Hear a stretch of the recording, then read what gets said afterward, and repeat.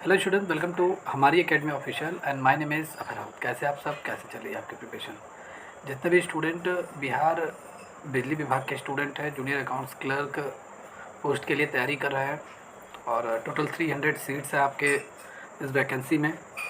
Total 300 कम नहीं है, काफ़ी अच्छी सीट है और काफ़ी अच्छी ये जॉब है। सैलरी पैकेज भी इसका काफ़ी अच्छा है और जितने भी स्टूडेंट जो कॉमर्स के स्टूडेंट हैं सिर्फ वही इसमें अप्लाई कर पाएंगे। इस हिसाब से कंपटीशन बहुत ही कम रहेगा। और सेकंड ये है कि इसमें फ़ीस काफ़ी ज़्यादा लग रहा है। फ़ीस ज़्यादा लग रहा है इसलिए बहुत सारे स्टूडेंट, फ़ीस तो ज़्यादा लग रहा है गलत बात है, ठीक है। इतना ज़्यादा नहीं लेना चाहिए गवर्नमेंट को, ठीक है। बहुत ज़्यादा फ़ीस लिया जा रहा है, ये बहुत थोड़ा बहुत इसे कम करना चाहिए था। 1500 की जगह 700 या 800 लिया जाता तो मान सकते थे। लेकिन मेरा कहने का मोटिव ये है कि फ़ीस ज़्यादा लग रहा है तो कंपटीशन भी आपका कम रहेगा। स्टूडेंट कम ही अप्लाई करेंगे, सभी स्टूडेंट तो अप्लाई नहीं कर पाएंगे, ठीक है। तो मेरे हिसाब से कंपटीशन काफ़ी कम रहने वाला है और पहले की अपेक्षा। बाकी आप सभी स्टूडेंट जो लोग बिहार बिजली विभाग के फॉर्म को भर चुके हैं जूनियर अकाउंट्स क्लर्क के लिए, 19 जुलाई आपका लास्ट डेट है। जल्दी से जल्दी आप लोग अपने अपने फॉर्म, जो लोग भर चुके हैं बेटर है, जो लोग अभी तक नहीं भरे हैं अपने अपने फॉर्म जाइए जल्दी से फिलअप कर लीजिए, क्योंकि बाद में साइट बिजी चलने लगेगा। बाकी जितने भी स्टूडेंट बिहार लेखपाल और जितने भी स्टूडेंट जो बिहार बिजली विभाग के एग्ज़ाम की तैयारी करना चाहते हैं, आप सभी लोगों के कोर्सेज़ आपके सिलेबस वाइज, चैप्टर वाइज पूरी तरीके से तैयारी कराई जा रही है हमारी एकेडमी ऑफिशियल प्लेटफॉर्म पर। जितने भी स्टूडेंट को, जो लोगों को कंप्लीट तैयारी करना है कॉमर्स का, ठीक है, कॉमर्स पूरा आपको पढ़ना है। जितने भी स्टूडेंट बिहार बिजली विभाग के हैं, कंपनी अकाउंट्स हो गया, कंपनी रिफॉर्म 1956 हो गया, financial management, cost and cost analysis and then auditing and then accounts के जितने भी चैप्टर हैं, syllabus wise, chapter wise theory, numerical, MCQ पढ़ना चाहते हैं तो जल्दी से जल्दी बैच ज्वाइन कर लीजिए। बैच की सारी क्लासेज एक्टिव है, डेली बेसिस पे आपको class, lecture, notes and weekly mock test वगैरह आप सबको प्रोवाइड किया जाएगा, ठीक है, और किया जा रहा है। तो आप सभी स्टूडेंट जल्दी से जल्दी बैच को ज्वाइन कर लीजिए। देखिए, बैच की फ़ीस काफ़ी कम रखी गई है, आप सभी स्टूडेंट अच्छे से क्लास कर सकते हैं और आप सबकी सुविधा के लिए। और आपको ये बैच ज्वाइन करना है तो हमारी एकेडमी ऑफिशियल ऐप आप डाउनलोड कीजिए, जो गूगल प्ले स्टोर से आपको मिल जाएगा, हमारी एकेडमी ऑफिशियल। वहाँ पे विजिट करके ऐप को डाउनलोड कीजिए, रजिस्टर कीजिए, लॉगिन कीजिए, बैच को ज्वाइन कर सकते हैं। और जितने भी स्टूडेंट, जिनको कोई क्वेरी है कोर्स से रिलेटेड, दिए गए नंबर पे कॉल करके आप सारी जानकारी ले सकते हैं। चलिए, आज की क्लास हम यहाँ पे स्टार्ट करते हैं और आज की क्लास आपकी इंपॉर्टेंट क्लास है। इंपॉर्टेंट क्लास है मतलब आज की जो क्लास है, हम लोग कॉस्ट अकाउंटिंग का एक इंपॉर्टेंट सेक्शन है आपका, लेबर एंड लेबर कॉस्ट, ये हम लोग पूरी तरीके से कवर करेंगे। इंपॉर्टेंट टॉपिक है, इससे आपका थियरी भी आता है, न्यूमेरिकल्स भी आपके पूछे जाते हैं। बहुत ही ट्रेंडिंग टॉपिक है, एग्जाम में बहुत बार पूछा गया है, इस टॉपिक से क्वेश्चन बहुत बार पूछा गया है। तो लेबर एंड लेबर कॉस्ट आपका क्या होता है? तो देखिए, यहाँ पे अगर हम बात करेंगे लेबर, तो लेबर को हम हिंदी में क्या बोलते हैं? श्रम बोलते हैं। क्या बोलते हैं? श्रम। लेबर को हम बोलते हैं श्रम, ठीक है। जैसे देखिए, हम लोग तो नॉर्मली अपने लैंग्वेज में बोलते हैं, जैसे आपका घर बनता है तो आप क्या कहते हैं? जाओ मार्केट से लेबर ले आओ, ठीक है। और बहुत सारे लोग जो लेबर नहीं बोलते, इंग्लिश वर्ड नहीं यूज़ करते, वो क्या बोलेंगे? जाओ मार्केट से जगह मजदूर ले आओ, ठीक है, मजदूर बुला लो, ठीक है। तो यहाँ पे अकाउंटिंग के लैंग्वेज में वो तो रहा अलग, ठीक है, वो अलग रहा हमारी बोलचाल की भाषा में। लेकिन अकाउंटिंग के लैंग्वेज में आपका लेबर मतलब क्या होता है? लेबर मतलब श्रम होता है, ठीक है। अब ये श्रम मतलब लेबर होता क्या है? तो देखिए, किसी भी, ठीक है, किसी भी कार्य को करने के लिए हम अपनी जो शारीरिक शक्ति लगाते हैं, अपनी जो मानसिक शक्ति का यूज़ करते हैं, ठीक है, वो हमारा क्या होता है? श्रम होता है, ठीक है। या किसी उत्पाद या सेवा या किसी चीज़ को बनाने में हम अपना जो फिजिकल वर्क करते हैं और अपना जो मेंटली वर्क करते हैं, यही हमारा क्या होता है? श्रम होता है, मतलब लेबर होता है। जैसे आपका घर बन रहा है तो मज़दूर जो आता है, लेबर, ठीक है, वो आपका पूरा फिजिकली वर्क करता है। आप जो कहेंगे वो काम करेगा, मिस्त्री जो काम कहेगा वो करेगा, ठीक है। ईंटा उठाने को ईंटा करेगा, गारा माटी ढोएगा। वो अपना शारीरिक मतलब आपका सेवा दे रहा है, मतलब शारीरिक सेवा दे रहा है, और उसके बदले में जो भी आप उसको शाम को पैसा देंगे वो उसके लिए क्या होगा? श्रम होगा, ठीक है, मजदूरी होगी उसकी। और जो वो शारीरिक कार्य अपना दे रहा है, अपनी सर्विस दे रहा है, यही उसका क्या है? श्रम है। मतलब जो शारीरिक वर्क जो वो कर रहा है, यही क्या है? लेबर है, उसका श्रम है। जैसे इंजीनियर है, आपका घर बन रहा है, आप इंजीनियर को बुला लाए। अब इंजीनियर भाई फरुआ थोड़ी ना चलाएगा, अपना फिजिकली वर्क करेगा नहीं, क्योंकि उसका क्या काम है? वो अपना मेंटली वर्क करेगा, ठीक है। आपने कह दिया कि देखिए भैया, इतना सही ज़मीन है मेरा, इसमें मुझे 2 रूम, लैट्रिन, बाथरूम, किचन सब मुझे चाहिए, ठीक है। अब इंजीनियर क्या करेगा? वो तुरंत भाई क्या करेगा? नक्शा वगैरह बनाएगा, पूरा अपना दिमाग चलाएगा, ठीक है। तो ये भी क्या है? एक तरीके से ये भी श्रम है, लेबर है। समझ में आया? तो कोई ज़रूरी नहीं है कि श्रम मतलब हम फिजिकली वर्क कर रहे हैं, काम कर रहे हैं, या किसी दुकान पे हम काम कर रहे हैं, हम जो सुबह से शाम तक काम कर रहे हैं, यही लेबर है, यही श्रम है। फिजिकली वर्क से साथ साथ मेंटली वर्क भी आपके क्या होते हैं? श्रम में आपके काउंट होते हैं, लेबर आपके होते हैं, ठीक है। आई होप समझ में आ गया होगा। आगे चलते हैं। देखिए यहाँ पे ये नोट्स इंपॉर्टेंट है। नोट्स हमारे ऐसे नोट्स होते हैं कि आप सभी एक बार अगर लेक्चर देख कर एक बार नोट्स पढ़ लेंगे तो आपको 1 to 1 ऐसे ही याद हो जाएगा, कोई एफर्ट नहीं लगाना पड़ेगा। आप जाइए कॉस्ट अकाउंटिंग की बुक में, आपको ऐसे ऐसे डेफिनेशन वगैरह मिलेंगे कि आपको जल्दी समझ में ही नहीं आएगा, लेकिन हमारे नोट्स बहुत ही सिंपल तरीके से बनाए जाते हैं। ठीक है, देखिए श्रम क्या होता है, किसी भी प्रकार के शारीरिक या मानसिक कार्य को हम कहते हैं लेबर। ठीक है, labour is a any type of physical और mental work done to obtain a product, service और रिजल्ट। मतलब हम शारीरिक और मानसिक कार्य करते हैं, लेकिन किस लिए करते हैं, जो किसी उत्पाद, सेवा या परिणाम को प्राप्त करने के लिए किया जाता है, तो दैट इज़ कॉल्ड लेबर। ठीक है, तो ये आपका क्या होता है, लेबर आपका होता है, श्रम होता है। ठीक है, श्रमिक वह व्यक्ति होता है जो इस प्रकार के कार्य को करता है। मतलब जो लेबर होता है is a person who works the type of work. ठीक है, तो श्रमिक एक ऐसा व्यक्ति होता है जो इन सभी कार्यों को करता है। श्रमिक में आपके कोई भी आ जाएगा, चाहे वो आपका लेबर हो गया, मतलब मजदूर हो गया, ठीक है, मिस्त्री हो गया, या आपके कारखाने में जो जितने भी एम्प्लॉय हो गए वो भी आपके क्या हो गए, लेबर, आपके लेबर ही हो गए, श्रमिक ही हो गए। डॉक्टर है भाई, डॉक्टर अगर गवर्नमेंट के अंडर में काम कर रहा है वो श्रमिक है। ठीक है, इंजीनियर है, श्रमिक है। सभी अपनी अपनी सेवाएं कहीं ना कहीं देते हैं। ठीक है, तो वो एक तरीके से श्रमिक ही होंगे, लेबर ही होंगे। ठीक है, ऐसा नहीं है कि पढ़ा लिखा व्यक्ति लेबर नहीं हो सकता, श्रमिक नहीं हो सकता। कोई ना कोई कहीं ना कहीं अपना वर्क किसी ना किसी ऑर्गेनाइजेशन में, या किसी के ऑर्गेनाइजेशन में, या किसी इंस्टीट्यूट में, या किसी के अंडर में अपनी सेवाएं देता है। किसी कंपनी में कोई काम कर रहा है, ठीक है, तो हर जगह सभी अपने क्या है, श्रमिक ही है, लेबर ही है। ठीक है, क्योंकि हर कोई वर्क कर रहा है और हर कोई वेजेस पा रहा है, वेजेस रिम्यूनरेशन पा रहा है। रिम्यूनरेशन मतलब क्या, वो अपना मतलब पारिश्रमिक पा रहा है। ठीक है, अपनी सेवाएं देने के बदले में। क्लियर है आपका? ओके, चलिए आगे बढ़ते हैं। देखिए श्रम का उपयोग क्या होता है, उद्योगों, खेतों, निर्माण कार्यों, अन्य कई क्षेत्रों में होता है। जैसे लेबर का यूज़ आपका इंडस्ट्री में, फार्म्स में, कंस्ट्रक्शन वर्क में एंड अन्य अदर सेक्टर्स में, बहुत सारे सेक्टर्स में आपका ये यूज़ होता है। मैंने अभी बोला ना, कंपनी, कारखाना, ठीक है, ऑर्गेनाइजेशन, इंस्टीट्यूट, तो ये उसी के एग्जाम्पल है। ओके, अब ये श्रम तो आपका लगभग टॉपिक क्लियर हो गया। अब बात करते हैं श्रम, लेबर कॉस्ट। ठीक है, श्रमिक लागत आपकी क्या होती है, लेबर कॉस्ट आपका क्या होता है। सेकंड आपका है श्रमिक, श्रम कास्ट, श्रम लागत या लेबर कॉस्ट, या हम श्रमिक लागत भी बोल सकते हैं। ठीक है, तो अब आपका यहाँ पे बात करेंगे लेबर कॉस्ट आपका क्या होता है। ठीक है, लेबर कॉस्ट। तो देखिए लेबर कॉस्ट के हम बारे में बात करेंगे। लेबर कॉस्ट, या तो लेबर कॉस्ट की अगर हम बात करेंगे तो कोई भी ऑर्गेनाइजेशन है, वो किसी कार्य को करवाने के लिए, किसी प्रोजेक्ट को कंप्लीट करवाने के लिए, ठीक है, या किसी गुड्स के प्रोडक्शन के लिए अपने एम्प्लॉय को जितना भी रिम्यूनरेशन देता है, ठीक है, जितना भी रिम्यूनरेशन देता है, जितना पारिश्रमिक देता है, या जितना भी पैसा वो पेमेंट करता है, खर्च करता है, ठीक है, वो आपका क्या होता है, लेबर कॉस्ट होता है, श्रम की लागत होती है। ठीक है, जितना भी ऑर्गेनाइजेशन एक्सपेंसेस करेगा किसी भी गुड्स के प्रोडक्शन के लिए, वो सभी एक्सपेंसेस मिला के वो क्या होते हैं, श्रम की लागत होती है। समझ में आया? जैसे 100 यूनिट हमें क्या बनवाना है, 100 यूनिट हमें बनवाना है पार्ले बिस्कुट। ठीक है, 100 पैकेट हमें बनवाना है, 100 नहीं, एक और बढ़ा देते हैं, 1000 पैकेट पार्ले बिस्कुट का प्रोडक्शन करवाना है। अब इसके लिए मैंने 10 एम्प्लॉय को रखा है, और 10 एम्प्लॉय को मैं क्या दे रहा हूँ, सैलरी दे रहा हूँ, बोनस दे रहा हूँ, बहुत तरीके की मेडिकल फैसिलिटी भी मैं दे रहा हूँ। तो ये सभी की लागत क्या होती है, हमारी लेबर कॉस्ट होगी, श्रम लागत हमारी होगी। समझ में आया?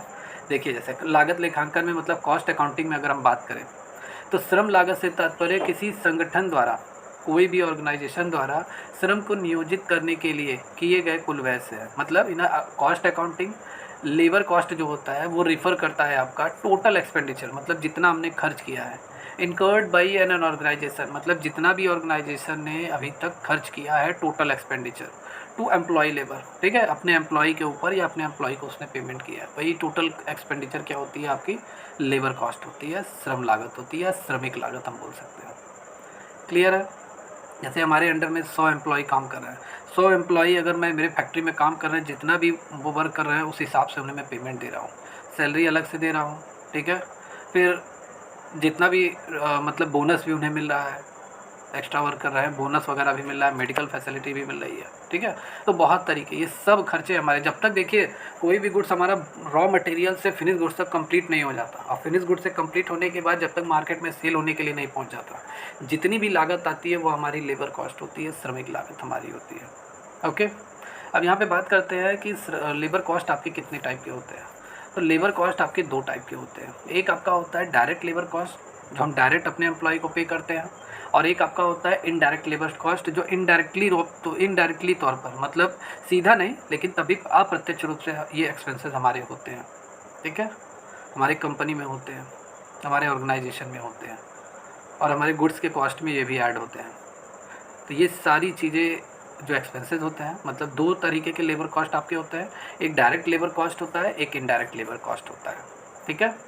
देखिए, उत्पादन की कुल लागत का एक महत्वपूर्ण घटक है जो दो प्रकार से वर्गीकृत हम कर सकते हैं। मतलब इम्पॉर्टेंट कंपोनेंट्स होता है हमारा टोटल कॉस्ट, जैसा भी मैंने कहा ना, एक 1000 पार्ले बिस्कुट अगर मैंने बनवाया तो टोटल कॉस्ट उसकी क्या आएगी, तो उसको हम कैलकुलेट करेंगे अपनी मतलब अपने एक्सपेंसेस से, ठीक है, कितनी आई, डायरेक्ट इनडायरेक्ट दोनों ऐड करेंगे हम, ठीक है। May be classified into 2 type, okay. तो यहाँ पे अभी मैं डिटेल में और भी बात करूँगा। सबसे पहले बात करते हैं डायरेक्ट लेबर कॉस्ट आपका क्या होता है, प्रत्यक्ष श्रम लागत क्या होती है, प्रत्यक्ष श्रम लागत, ठीक है। तो डायरेक्ट लेबर कॉस्ट आपका क्या होता है, ये सीधा हम अपने एम्प्लॉय को पे करते हैं, अपने श्रमिक को पे करते हैं, अपने वर्कर्स को पे करते हैं, डायरेक्ट हम पे करते हैं। जो लोग मतलब मैन्युफैक्चरिंग प्रोसेस में लगे हुए हैं उनको हम डायरेक्ट पे करते हैं, ठीक है। जो भी हमारे एम्प्लॉय हैं, जो भी वर्कर्स हैं, जो रॉ मटेरियल को फिनिश गुड्स में तैयार करते हैं, उनको जो भी हम पे करते हैं, उनको जो भी रिम्यूनरेशन हम देते हैं, बोनस देते हैं, ठीक है, जो भी चीज़ें हम एक्सपेंसेस करते हैं, वो सारी कॉस्ट हमारी क्या होती है, डायरेक्ट लेबर कॉस्ट हमारी होती है, प्रत्यक्ष श्रम लागत हमारी होती है। क्या होती है, प्रत्यक्ष श्रम लागत हमारी होती है, ओके। या जैसे यहाँ पे ध्यान से देखिए, जैसे यह उन श्रमिकों को दी जाने वाली मजदूरी की लागत है जो सीधे विनिर्माण प्रक्रिया में शामिल होते हैं। मतलब ये जो कॉस्ट होता है, this is a cost of wages to paid to workers who are directly involve, जो डायरेक्टली इन्वॉल्व होते हैं मैन्युफैक्चरिंग प्रोसेस में।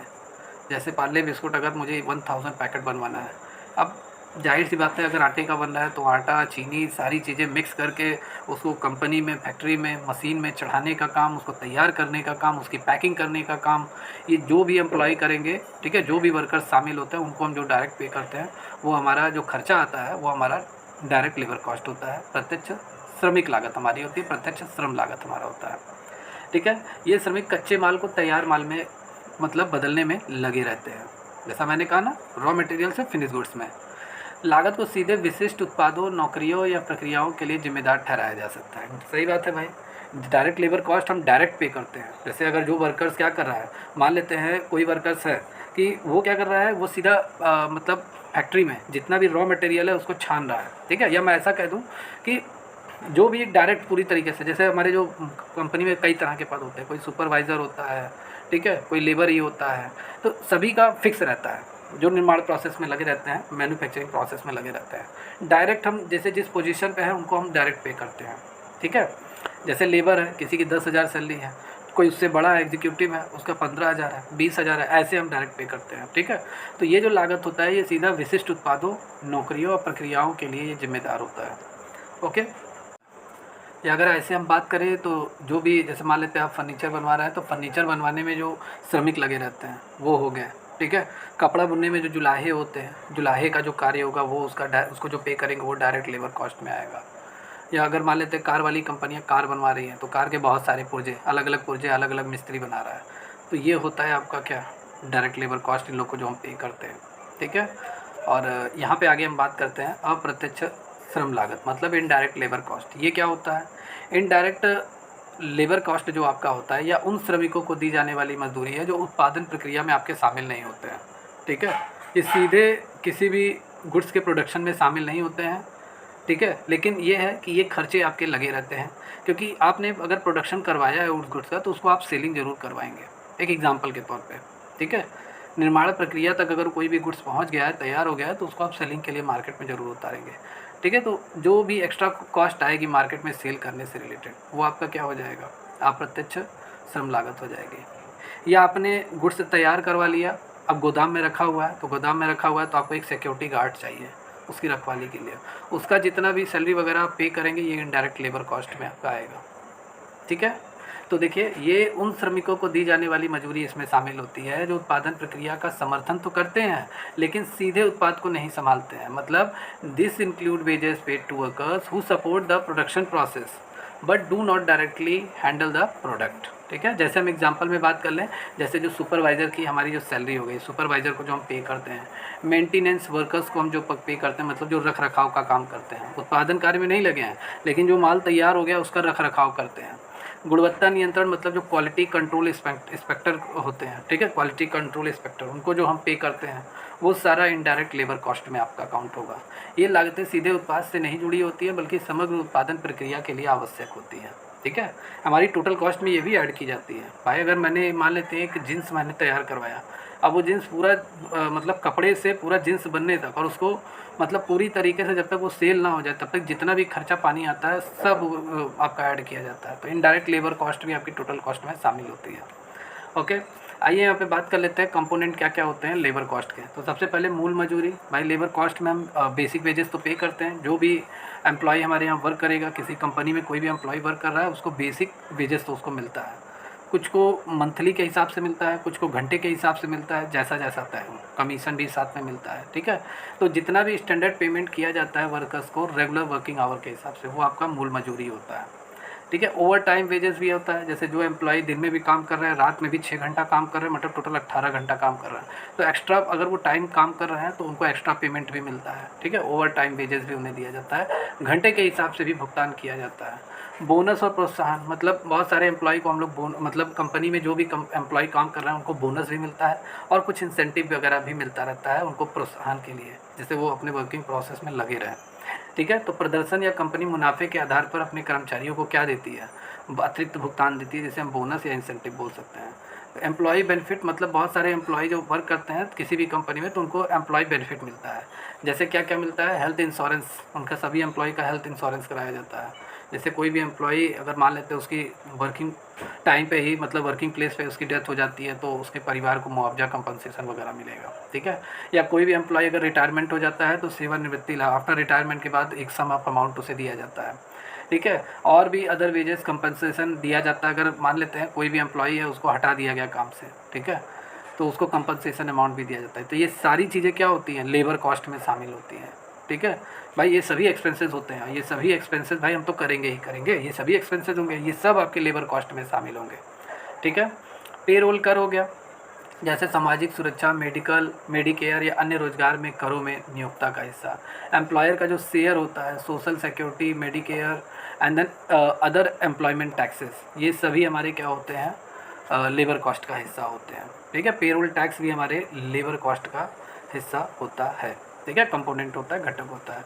लागत लेखांकन में कॉस्ट अकाउंटिंग का इसका क्या इंपॉर्टेंस है आपका लेबर कॉस्ट का। तो सबसे पहले लेबर कॉस्ट से हम कॉस्ट कंट्रोल कर सकते हैं। भाई लेबर कॉस्ट से हमें मालूम चल जाता है अपनी श्रम लागत से कि 1000 अगर यूनिट हम किसी गुड्स का प्रोडक्शन करवा रहे हैं तो कितना खर्चा आएगा। तो आगे से हम प्लानिंग करके चलेंगे। ठीक है, कॉस्ट को अपने अकॉर्डिंग ही मेंटेन करेंगे। सही है भाई, जाहिर सी बात है, अगर मान लेते हैं ये 1000 यूनिट अगर तैयार कराने में मेरा 1 लाख का खर्चा आ रहा है तो अगली बार हम खर्चा कम करने के लिए मतलब 1 लाख नहीं 80,000 में ही तैयार हो जाए तो क्या क्या अनावश्यक खर्चे हैं जो मुझे करने पड़े। एम्प्लॉय भी मैं कम करूँगा, ठीक है, या जो गुड्स महंगा है, जो रॉ मटेरियल महंगा है उसको सस्ता मैं करूँगा, तो इसका बेनिफिट आपको मिलता है। मूल्य निर्धारण मतलब उत्पाद की कीमतें निर्धारित करने में श्रम लागत जो होती है ये जानकारी काफ़ी प्रोवाइड करती है। ठीक है, मूल्य भाई अगर 1000 यूनिट मैं प्रोडक्शन करा रहा हूँ तो पर यूनिट के हिसाब से कितना टोटल कॉस्ट आया है, कितना कॉस्ट हमें रखना चाहिए कि हमें प्रॉफिट हो। ठीक है, लाभदायकता विश्लेषण मतलब प्रॉफिटेबिलिटी एनालिसिस मतलब श्रम लागत को समझना विभिन्न उत्पादों सेवाओं की लाभप्रदता का विश्लेषण करने में मदद करता है। भाई लेबर कॉस्ट से हमें मालूम चल जाता है कि हमारे पर यूनिट के हिसाब से कितना टोटल कॉस्टिंग आया है पर यूनिट गुड्स का प्रोडक्शन करने में। तो टोटल अब हम कितना पर यूनिट को बेचें, पर यूनिट को कितने रुपए में हम प्रॉफिट मार्जिन तय करके बेचें। ठीक है, ये सारी चीज़ें क्लियर हो जाती हैं आपकी। बजट बनाना, भाई जाहिर सी बात है अभी हमारा बजट जितना था उतने बजट में इतना यूनिट हमारा प्रोडक्शन हुआ है। हमारा बजट 1 लाख का था, 1 लाख में 1000 यूनिट का ही प्रोडक्शन हुआ है। अगली बार हम अपना और भी अच्छा बजट बनाएंगे और इस सभी खर्चों का एनालिसिस करेंगे। लेबर कॉस्ट से हमें मालूम चल जाएगा श्रम लागत से कि कितना खर्चा 1 लाख पे आया है। अगली बार से हम सजग रहेंगे और भी कम खर्चे में ज़्यादा बनवाएंगे। ठीक है, या हम आगे से बजट बना के चलेंगे। तो लेबर कॉस्ट इसमें काफ़ी हेल्प करता है आपका बजट बनाने में। ठीक है, तो ओवरऑल आपका ये टॉपिक लगभग फाइनल हो गया, लेबर एंड लेबर कॉस्ट आपका क्या होता है। ठीक है, तो मेरे हिसाब से आप सभी को समझ में आ गया होगा लेबर और लेबर कॉस्ट होता क्या है। ठीक है, जितने भी स्टूडेंट जो इस क्लास को देख रहे हैं कमेंट करके जरूर बताइए क्लास कैसी लगी, समझ में आई है आपको। समझ में आया हो तो चैनल को लाइक एंड सब्सक्राइब करना ना भूलें। और जितने भी स्टूडेंट जो एग्ज़ाम की तैयारी करना चाहते हैं, डिटेल में पूरी तरीके से पढ़ना चाहते हैं, कॉमर्स को बेसिक लेवल से पढ़ना चाहते हैं, ठीक है, अपने एग्ज़ाम को क्रैक करना चाहते हैं, बूस्ट करना चाहते हैं, सिलेक्शन को कंफर्म करना चाहते हैं, सिलेक्शन को पक्का करना चाहते हैं, तो जल्दी से जल्दी बैच को ज्वाइन कर लीजिए। बैच को ज्वाइन करने पे आपको सभी class, lecture, notes, marathon class, every Saturday को मॉक टेस्ट वगैरह, ये सारी फैसिलिटी आपको इस क्रैश कोर्स में आपको मिलेगा।